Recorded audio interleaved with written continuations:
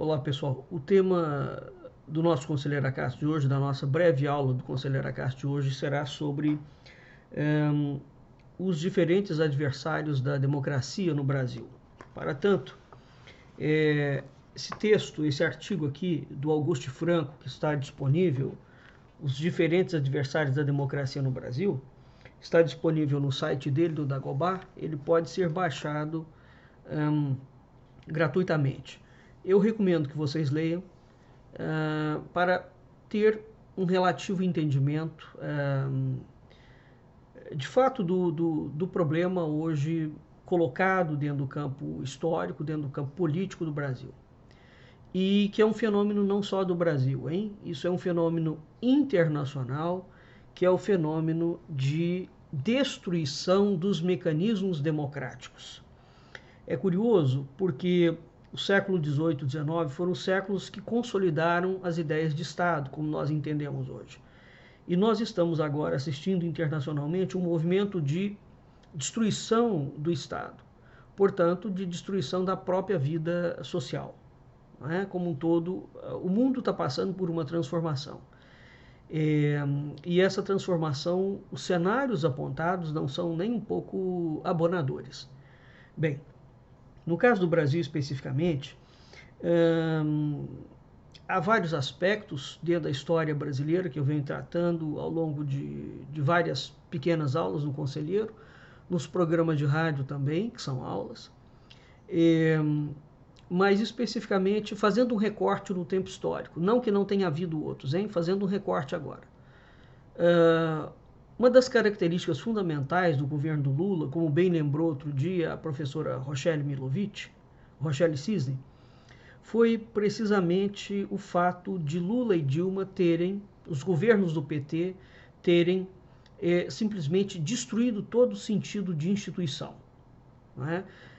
Aparelharam as instituições. Agora, mais do que aparelhar as instituições, o que eles fizeram? Eles esvaziaram o conteúdo simbólico, o conteúdo semântico, o conteúdo pragmático do que significa cargo, liturgia do cargo e instituições. Bem, o governo de Jair Bolsonaro elevou esse processo que o Lula e a Dilma tinham feito às alturas. É preciso entender o que está sendo feito no Brasil. Bem, aqui eu quero, nesta aula, tocar um assunto específico. Outro dia, Carlos Bolsonaro pregou ditadura no seu Twitter e depois ele desmentiu a si mesmo. O primeiro Twitter dele fala textualmente o seguinte, abre aspas, por vias democráticas, a transformação que o Brasil quer não acontecerá na velocidade que almejamos.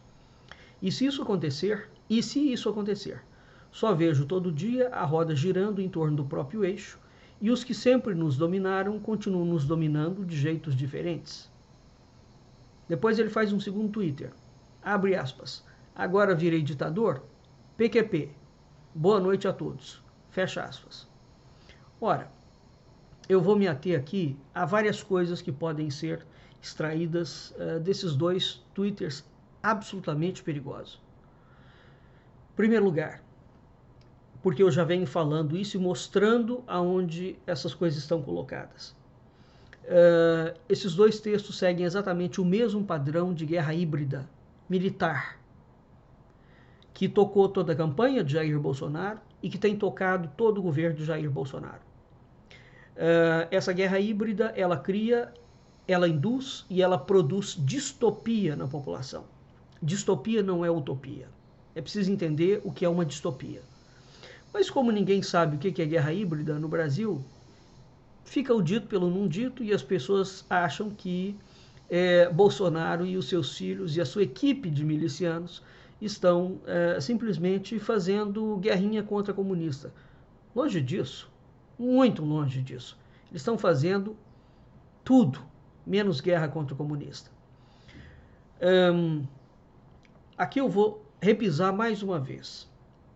O que o garoto 02 ou 03, sei lá, colocou no Twitter dele, isso são 3 passos do método militar bolsonarista de produzir guerra híbrida.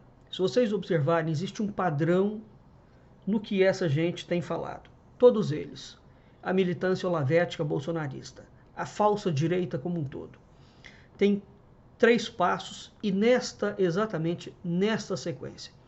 Primeiro, eles soltam um comentário absolutamente bombástico, via de regra mentiroso. Esse comentário tem a finalidade de provocar uma reação controlada. Tá? Segundo, uma vez que teve a reação, eles se auto-vitimizam, mas somente depois que a reação eclode. Terceiro, depois que eles se auto-vitimizam, eles desmentem de modo evasivo, com uma intensidade variável, aquilo que eles mesmos falaram, para desaparecer o ocorrido e culpabilizar a reação. Para quem não conhece, então são 3 passos: mentir, auto-vitimizar-se, desmentir de modo evasivo. Para quem não conhece, isso é uma técnica de propaganda. Isso mesmo, propaganda comum, como você vê na propaganda da Coca-Cola. Essas técnicas foram, parte delas, pegas e transpostas para o campo da política.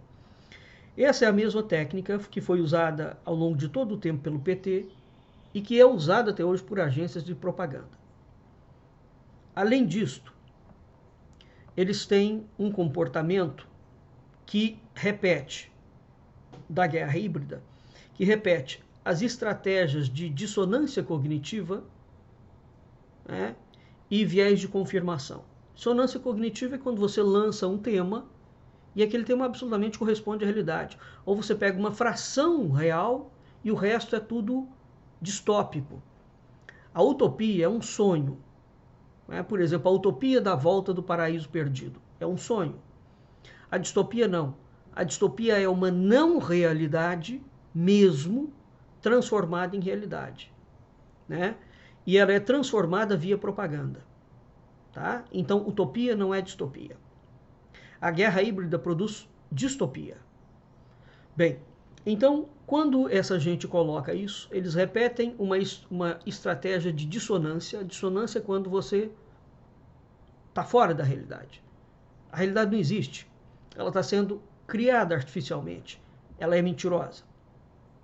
E depois que eles fazem isso, vem o chamado viés de confirmação.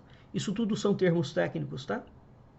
Isso significa o seguinte, que eles produzem o caos, eles produzem a desordem, eles produzem a mentira e depois eles apresentam uma solução. Então eles produzem o caos, são 3 passos de novo. Eles produzem o caos, tem uma reação diante do caos, depois eles vêm, não é bem isto. Vamos fazer tal coisa. Veja a mentira que o Jair Bolsonaro acabou de contar essa semana. O ano passado tem um Twitter dele dizendo que jamais reeditaria a CPMF. Agora diz que mandou embora o sujeito que é o lacaio do Paulo Guedes, porque o cara estava falando em voltar a CPMF. Não é? Depois ele desmente dizendo que não vai voltar com a CPMF coisíssima nenhuma. Então veja, não há um único passo deste governo que não tenha esse padrão. Muito bem. Então o que nós temos aqui? Nós temos uma métrica se repetindo. Métrica, ela é matemática, ela é calculada, ela é malignamente calculada. E tem muita gente caindo nesse conto do vigário. Por outro lado, quem de fato estuda não está caindo não. E a métrica, eles não vão conseguir manter essa métrica por muito tempo. Então eles têm que ir agilizando e aprofundando, porque vai chegar um momento em que isso é uma batida, é como uma música, tá? Em que as pessoas vão começar a identificar o ritmo. Então eles têm que bater, até quebrar uma coisa, ou forçar uma nota, de tal forma que eles possam meter os tanques na rua e fechar o regime. Definitivamente.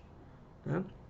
Então, um recado aqui, que outro dia o Dr. Piero Leiner, que é um dos poucos estudiosos em estratégia militar dentro do campo civil, é um civil, ele disse que nada do que venha no primeiro momento do governo de Jair Bolsonaro pode ser levado em consideração. Exatamente por conta disso. Eles mentem, esperam a reação e desmentem. Tá? É sempre uma sequência trilógica.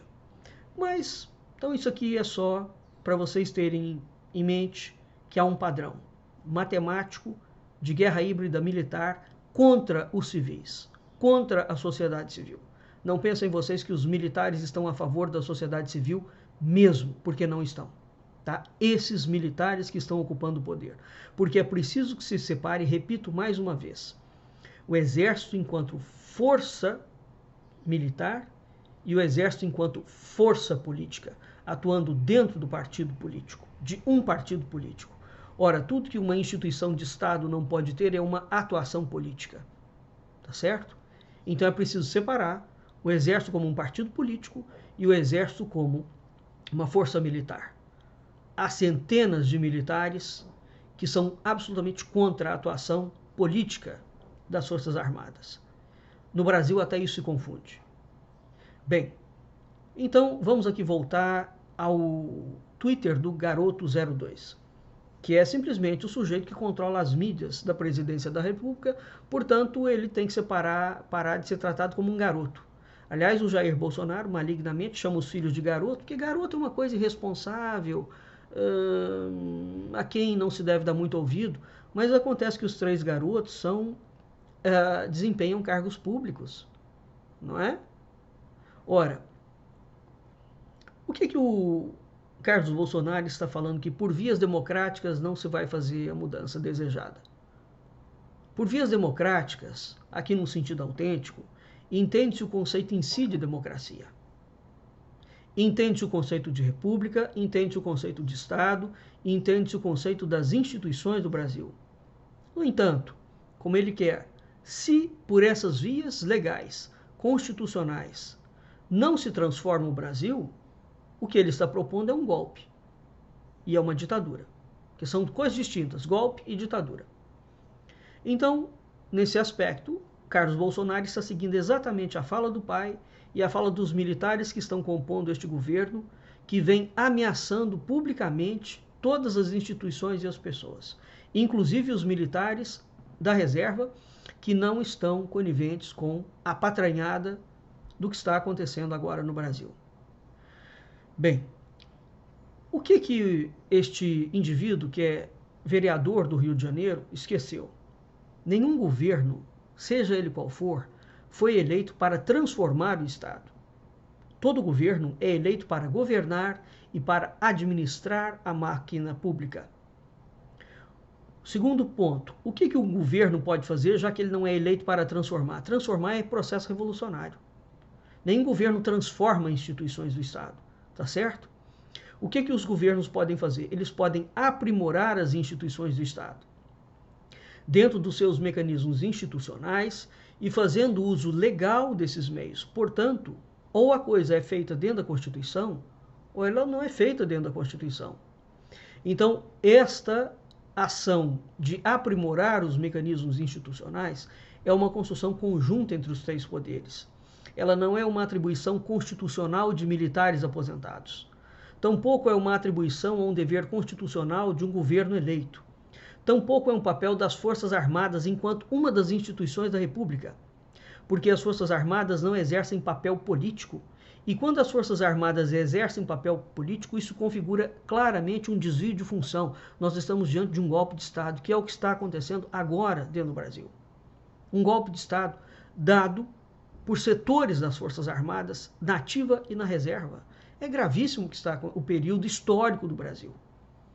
Então, o que qualquer governo eleito pode fazer? Aprimorar as instituições, para que elas trabalhem mais e para que elas trabalhem de modo eficaz. Para o povo, é dever de todo governo. Então, transformar o Estado em nome do povo é exatamente a proposta da esquerda e da direita de viés totalitário. É uma proposta de autocracia, é uma proposta de ditadura. O nome correto que se dá para transformar o Estado, como que é o Garoto 02, deitando por terra as vias democráticas, é golpe de Estado. Isso vai desembocar numa ditadura. Depois de pregar a ditadura, portanto, publicamente, como teve repercussão, veja o padrão. Ele veio negando o que disse, o que escreveu, e ainda criminalizando a mídia ou todo mundo que reagiu. Então, o nome desse comportamento calculadamente errático, guerra híbrida. Não é? Nós não estamos, esse grupo que assumiu o poder, não é um grupo de gente ignorante, ao contrário do que tem sido falado não, hein? Jair Bolsonaro, Cora Ronay, definiu muito bem esse homem, os seus filhos e a sua equipe. Essa é uma gente má. Má. Nós não estamos lidando com amadores. O caso do Brasil é muito sério. Muito bem. Voltando aqui. Uma vez que ele está anunciando que por vias democráticas não se pode transformar o Brasil, então ele está anunciando, como porta-voz do seu pai, o homem que dirige as mídias presidenciais, um fato absolutamente bizarro, ele está anunciando o quê? Que eles vão dar um golpe de Estado? Essa é uma pergunta que nós devemos fazer. E quem será o promotor e o avalizador e o apoiador do golpe de Estado para fechar todas as instituições da República? Os militares, que sustentam esse governo igualmente militar? Então nós estamos diante do fato comprovado que o Exército tem de fato um partido político? Se for isso, nós já não estamos diante de um desvio de função. Já é outra coisa. Então, diante da propositura de Carlos Bolsonaro, né, de golpe de Estado, e que a democracia não é legítima para representar as pessoas, por que esse cara mantém o seu mandato de vereador, legitimamente eleito por vias democráticas e institucionais, às quais ele não reconhece legitimidade? Por que ele não renuncia ao seu mandato? Já que as instituições da República que lhe elegeram não são suficientes para ter credibilidade, né, em nenhum político. Porque se é em nenhum, vale para a família dele. Não é? Ora, veja bem, quem são os inimigos da democracia hoje no Brasil? O militarismo político, o petismo e o bolsonarismo.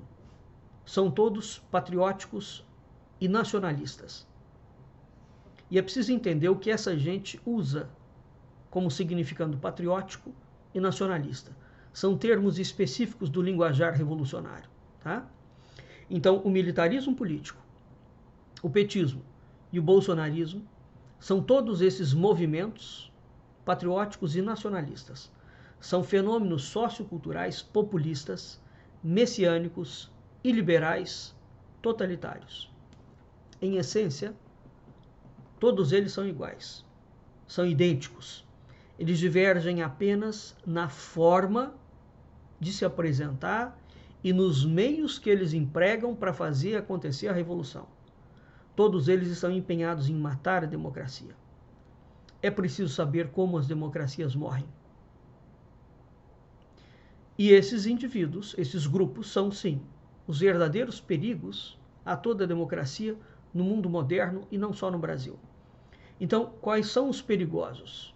Os grupos efetivamente perigosos são os grupos iliberais, patrióticos, populistas, messiânicos, totalitários. Acertadamente, Caio Rossi outro dia colocou a seguinte coisa no seu Facebook: a esquerda santificou a vulgaridade, a direita tornou a violência sacrossanta. Eu complementaria essa frase dele dizendo que o movimento de massa militar, político, olavista bolsonarista, conseguiu a façanha de ser as duas coisas ao mesmo tempo. Essa gente é vulgar e é violenta. E eles praticam a vulgaridade e a violência e os golpes em nome de Deus e do conservadorismo deles. Está havendo uma reação no mundo inteiro de liberais. A palavra liberal, na língua inglesa, sempre significou esquerda. Ela não significa direita. Tá bem?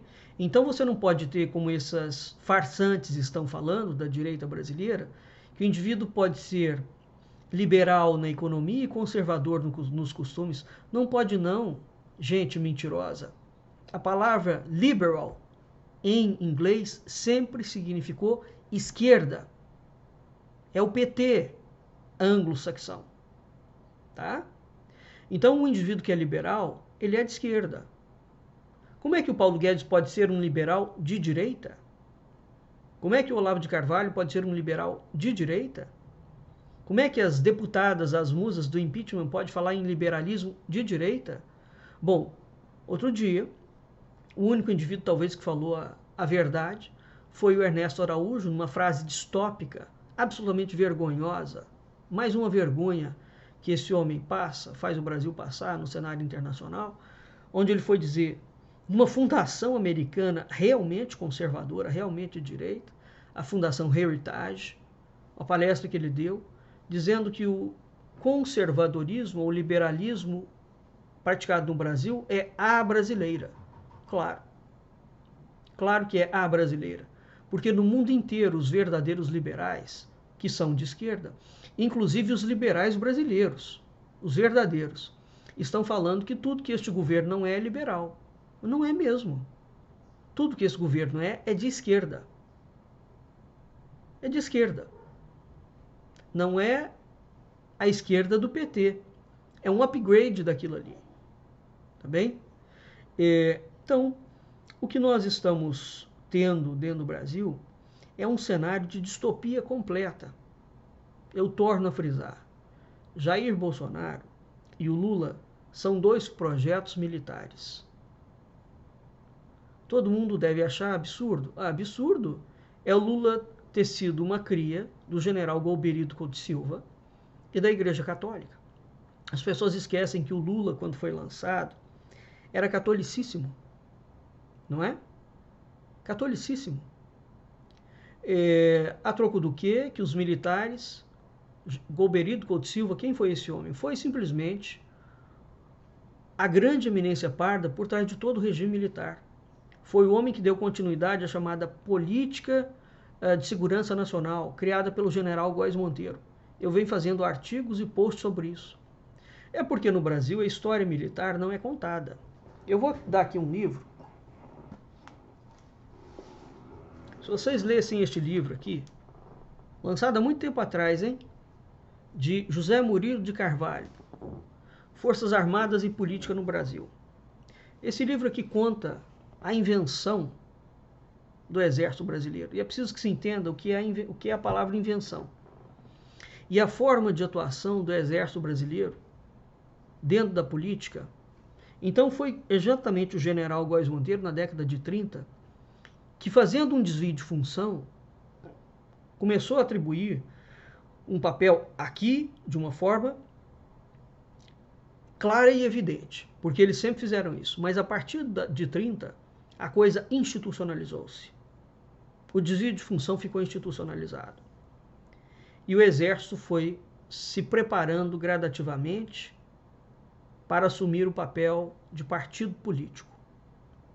Ora, veja bem, isso é tão grave. Esse modelo que foi feito no Brasil é uma bizarrice estudada fora do Brasil. O modelo militar brasileiro, atuando dentro da política, só existe no Brasil. O Brasil é o pior país do mundo, porque ele é absolutamente inventivo e ele inventa cruzamentos e teratologias de teorias que só existem aqui. Quem leu, por exemplo, os escritos do general Góes Monteiro e do Golbery Couto Silva, leu realmente, estudou aquilo ali, qualquer pessoa em sã consciência não poderia achar que esses homens são normais da cabeça. Porque a costura que eles fazem de hibridismo é a mesma coisa de você cruzar uma roda de caminhão com uma pera e um rabo de lagartixa. É isso que eles compõem e eles criam como teoria, eles fazem implementar na base do tanque, da bala e da revolução. Então, grande parte da loucura que assola o Brasil, para a gente finalizar a nossa breve aula, deve-se exatamente às inúmeras interferências que os militares foram fazendo na história da República Brasileira.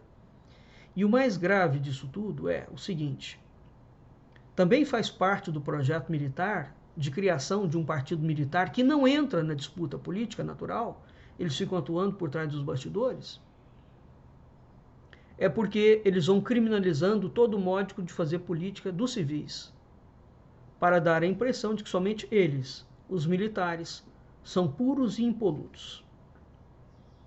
e os civis são todos criminosos e corruptos. É preciso estudar a história do Brasil realmente com profundidade. E mais uma vez eu repito, a história do Brasil de 1822 para cá segue 4 linhas teóricas, como eu falei no Conselheiro Acácio anterior. Ela é uma história que foi forjada, ela é uma história fraudada, ela é uma história que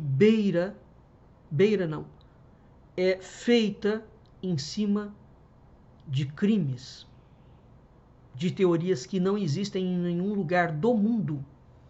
E eles pegam várias teorias, cruzam aquelas teorias como se fosse um processo laboratorial, fazendo do Brasil um consequente campo de engenharia social para testar as teorias mais loucas do mundo. No frigir, as oligarquias bandidas e mafiosas que fazem isso dizem que a culpa é somente dos civis e todos eles saem limpos, militares inclusos. Então são todos os militares que participam dessa patranhada? Não, mas exatamente por conta da hierarquia militar e da disciplina, aqueles que não concordam, a boca deles é silenciada. E no frigir dos ovos, todos os revolucionários vencem as disputas. Comprem esse livro do José Murilo de Carvalho, vocês vão entender muita coisa da história militar do Brasil, que não te é contada. Nunca. Bem, vamos ficando por aqui. E, para finalizar, é preciso entender o que essa equipe de falsa direita que assumiu o governo agora, de Jair Bolsonaro,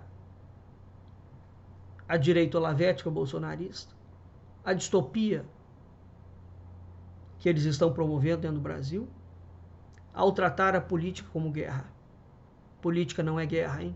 Ou nós vamos entender as teorias como elas são, porque por mais que um ideólogo revolucionário fale que uma roda de caminhão é uma batata, uma roda de caminhão não é uma batata. Não será nunca. Tá certo? Uma mentira repetida não se torna realidade. Agora, uma mentira repetida cria distopia. Tá bem? Até a próxima aula, até o próximo Conselheiro Acácio.